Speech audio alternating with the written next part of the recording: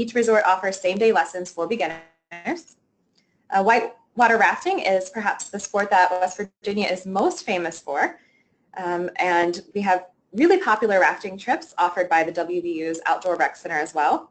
And in addition to whitewater rafting, we also offer day trips to local ziplining sites in West Virginia. But one of the best ways to get to know West Virginia and also the entire East Coast is by hiking it. Morgantown is located on top of a hill. So while you'll spend a lot of time hiking to and from classes, we also hope that you'll take the opportunity to hike up and down the East Coast. One of my favorite places to hike and to spend time outdoors is called Cooper's Rock, and it's located just about 20 minutes from Morgantown. It's also important to point out that WVU recently earned a Safe Communities designation from the National Safety Council because we are one of the safest college campuses in the U.S. And as I've mentioned before, Morgantown offers its residents a great connection to nature. We also offer really diverse dining. We have at least 3 Indian restaurants here in Morgantown, in addition to countless others in nearby Pittsburgh. But we certainly hope you won't just be traveling here for the Indian food. Morgantown has tons of dining options featuring international cuisine from all over the world. We also have a lot of small town charm. So while you're able to enjoy the services and facilities of a bigger city, you'll always feel connected as you would in a smaller city.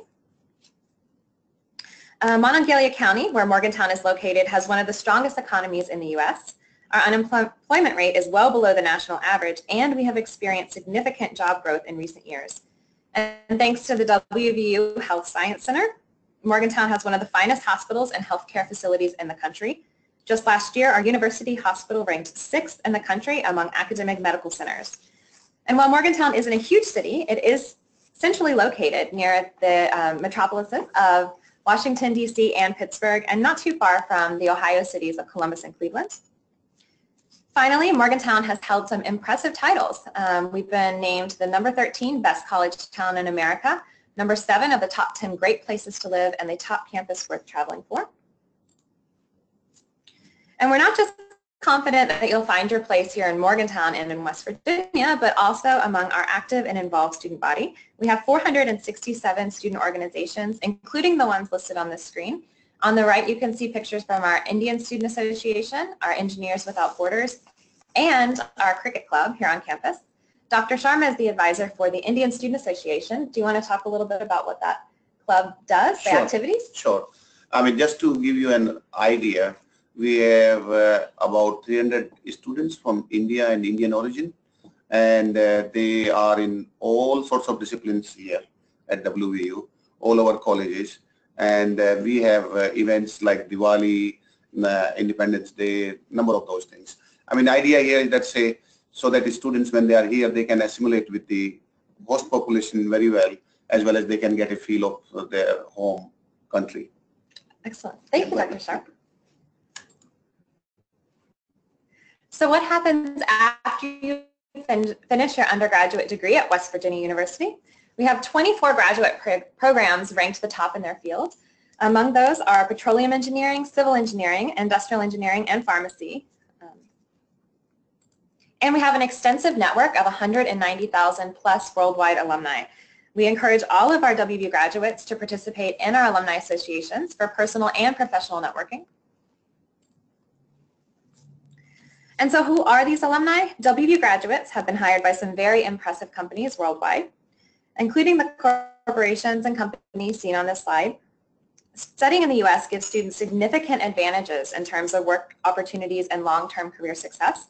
Practical training opportunities in the U.S. allow students to work off campus while earning credit toward their degree and work in the U.S. for up to 3 years after graduation on their same F-1 visa. Whether it be an internship or a full-time post-graduation placement, WVU is dedicated to making its students the most employable in their field. So now we'll transition a little bit and talk about admissions and enrollment here for undergraduates at West Virginia University, and what does it take to become a Mountaineer. So on this screen you can see the basic requirements for undergraduate admissions. We require that freshman applicants have at least a secondary school GPA of 2.5 on a 4-point scale. Transfer applicants must have a GPA of at least 2 points. All undergraduate students must prove English proficiency, and this can be done via the TOEFL IBT and a score of 61 or the IELTS score of 6.0. We can also grant conditional admissions for students to complete an English program on campus at our intensive English program. And while international applicants are not required to have the SAT or ACT to apply and be admitted, it is required by certain departments. And we also highly, highly encourage students, especially in the College of Engineering, to take the SAT, ACT to make them eligible for scholarships and to place them in the right track. We also offer some pretty generous scholarships for undergraduate students. The best part about these scholarships is that you don't need to apply for them. These are scholarships that you are given automatically just by being admitted to the university and having the requisite GPA. You can renew these scholarships each year by maintaining a minimum GPA and earning 30 credit hours, which is pretty standard progress for an undergraduate student. So the deadlines shown on this slide are the latest you could possibly apply for admissions. We would encourage you, especially as an international student, to apply as soon as possible because you will have to apply then for your I-20 and possibly your visa if you don't already have one. So I would encourage you to use the fee waiver code on the first and last slides to apply as soon as possible. And now we'll talk a little bit more about the Statler College of Engineering and Mineral Resources. So there are 3 different tracks that an undergraduate can enter when going into the engineering school. So students, again, are highly encouraged to take the SAT or the ACT prior to applying to the engineering program. This will help you determine which engineering track you'll be placed in. Students who do not take the SAT or ACT can still be admitted to the program, but they will have to take a math placement test after arriving on campus. Engineering Track 1, Computer Science, is a track for students who are ready for college-level calculus. Students who start on this track can typically graduate in about 4 years. Engineering Track 2 is for students who place into pre-calculus, and students who start out on this track usually can complete their program in 4 to 4.5 years. And then finally, Engineering Track 3 is for students who place into algebra or pre-algebra, and it usually takes them about 5 years to graduate.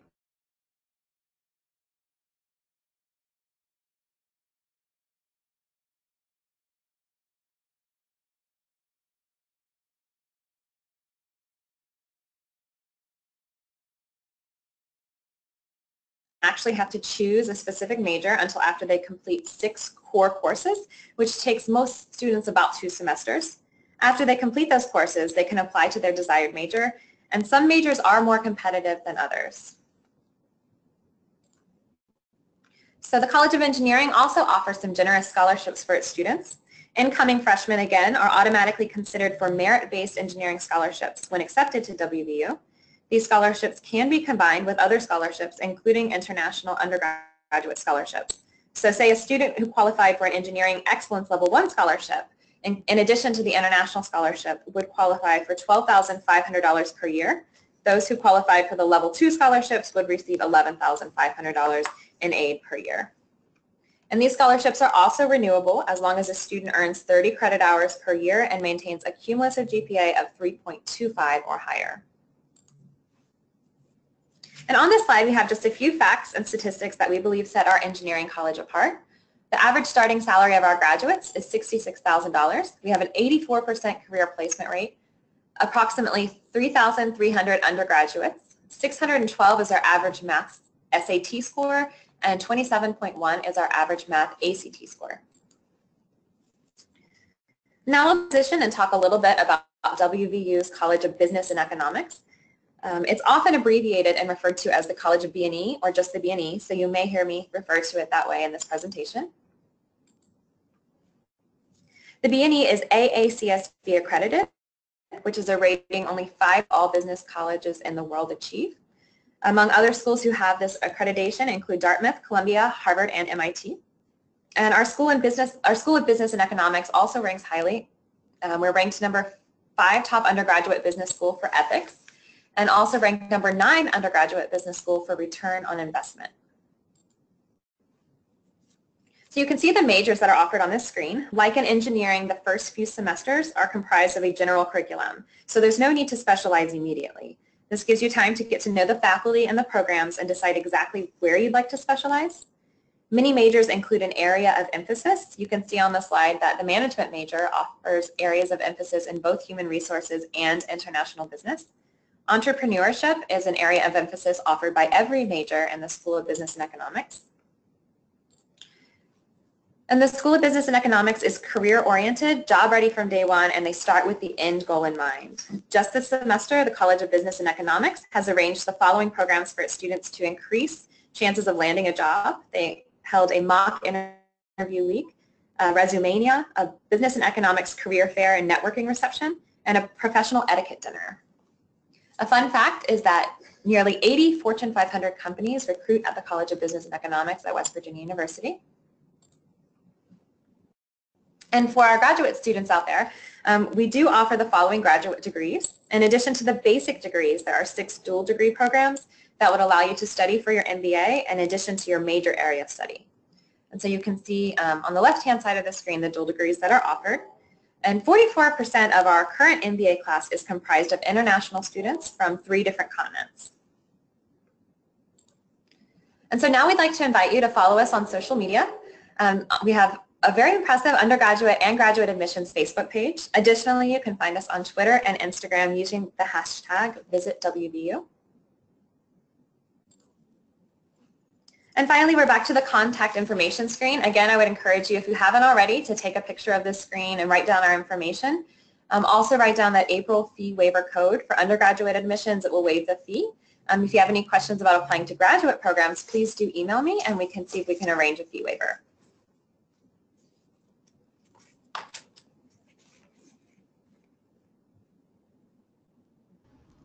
Hello. Hello. Hi. Hi. Thank you very much for the presentation. I am opening the house for any questions. Excellent. Thank you. Any question from the room? Ma'am, I'm doing BSc in geology. So can I do MSc in petroleum engineering, in natural gas engineering? So the question from the room is, the student is doing a bachelor degree in India in geology. So he is asking if he can do a master's degree in petroleum and natural gas engineering. Okay. Let me explain a little bit of a comprehensive aspect of our campus, and then I will answer this question. So Molly focused on engineering and business and economics, and reason for that was that we thought that would be of most interest to the participants today. But let me say that we have, as Molly said, 14 different colleges plus the honors college, so that makes it 15. Right. So we have very strong health sciences, starting from medicine, dentistry, pharmacy, nursing, public health. So that side of the house is very, very strong here. We have a very strong college of engineering. We have law, business, media, arts and sciences. So what I can say, let's say, you more or less name a discipline and we have here. So I would simply say that way. Because that's the nature of the comprehensive aspect of our campus. Now coming to this question, that say person has done undergraduate in geology and want to do petroleum engineering, that's master's or PhD, that's doable. But obviously to do that, one has to do a certain number of courses in petroleum engineering to be successful. And that's quite doable. If this individual send us information, we will be very happy to provide specific details how it can be done. Sure. Any more question in the room? And please do not hesitate to ask anything. No formalities. Sorry, your voice is breaking. Can you please repeat it, Dr. Sharma? And what I was saying that no formalities, you can ask any question. Yeah. Because we want to make sure that we provide you the best possible information so that you can make best decision for you. Same for mining engineering. Okay, so he's asking because he is right now doing a geology BSc in India and he wants to do an MS in mining engineering. So is that possible? Yes, I mean, all these options are possible. Actually, that's one of the beauties of American education system. Let's say it does not matter what you did undergraduate, as long as you are ready to do additional courses, you can do masters more or less in any area. So I think if the students can provide with their transcripts to you, you can suggest them what are the next steps that can be done for the MS, right? Sure. Once we receive the information, we will consult with our department and somebody will be in contact with the student fairly soon. CGPA requirement for petroleum and mining engineering. Okay. The next question is CGPA requirements for petroleum engineering and mining engineering. Generally, at the master's and PhD level, we need minimum of 3 GPA, but obviously higher the better. Yes. Okay. Any more questions? I mean, even lower GPA can be considered, but those will be provisional admissions, and those are not generally that much encouraged, unless otherwise there are some specific circumstances. Okay. And any TOEFL or GRE requirements? What will be the GRE and TOEFL requirements? I think there is some disturbance in the voice at your end. Can you hear me better now? Hello? Hello, can you hear me better now? Hello? Can you hear me, Dr. Sharma? Hello? Yeah, now we can hear. There was some disturbance. Yes. Can you hear me now? Yeah, we can. Okay, so the question is, what's the CGPA requirement? No, GRE and GRE and TOEFL requirements for petroleum engineering and mining engineering? Okay, at the graduate level, Yes. TOEFL is 17 and GRE score, generally speaking, 300 plus, but to get research assistantship, it should be 310 or above, generally speaking, to be competitive. Let me explain about this when I'm talking about research assistantship, teaching assistantship. As Molly was saying earlier, that we are a Research One university, which means that we do major research throughout the year and in all aspects of disciplines. So which means that say we have number of research assistantships available for graduate students, so they can work on a research project while they are completing their studies here. And for students to be eligible for those, that's what I was explaining, that we need very competitive GPA as well as competitive GRE score. But in addition to that, since I come from a very research background, I would say that we emphasize that the students are highly motivated to do the work. any scholarship if available? Any scholarship for this petroleum and mining engineering for the MS? Your voice is breaking again. Can you hear me better now? Can you repeat it? Can you hear me better now? Yeah, we can hear you now. Okay, so the Yeah, we can hear you now. yeah, the question is, what is the possibility of getting a scholarship for the petroleum engineering and the mining engineering? You mean at the graduate level, undergraduate level? Graduate level. Graduate level, that's what I was explaining. Rather than saying scholarships, we say research assistantship or teaching assistantships. And let me explain this further. When somebody gets a research assistantship, most of their tuition is waived, and only thing that they have to pay is a tuition, which is about $1,000 per year. And in addition to that, they get living expenses, which is a stipend on top of the, I should say, the tuition that they have to pay. So in other words, what you are saying that you get your education more or less free, as long as you can live within means, then you can do a very good job. But for one to be eligible for those, one really needs a very strong background, academic background. And ma'am, what was the cost of tuition and housing? The cost of tuition and housing for the graduate students. So can you say it again? Your voice was breaking. Yeah, for this, Say again. yeah, sir, for the graduate students of Hello. petroleum engineering and mining engineering, what are the tuition costs and the cost of living? Okay, I can explain. But okay, roughly speaking, graduate tuition Right. is about $22,000 per year, and about $8,000 to $10,000 per year for living expenses, depending on how one wants to live. Right. And it can be higher depending on what kind of car the students want to buy. Yeah. The other thing I would say that, say, if somebody is going to get a research assistantship or a teaching assistantship, most of these expenses are covered. I hope I'm making myself clear. But let me ask a question. Yes, sir. We are getting mostly from petroleum engineering. What's the reason? You have only people interested in petroleum or something else also?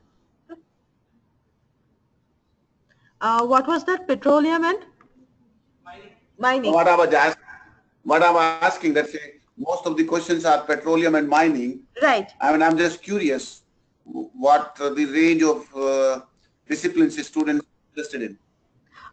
We have quite a few students from the petroleum who are doing their bachelor's in geology, and they are interested in this petroleum engineering and also the mining engineering.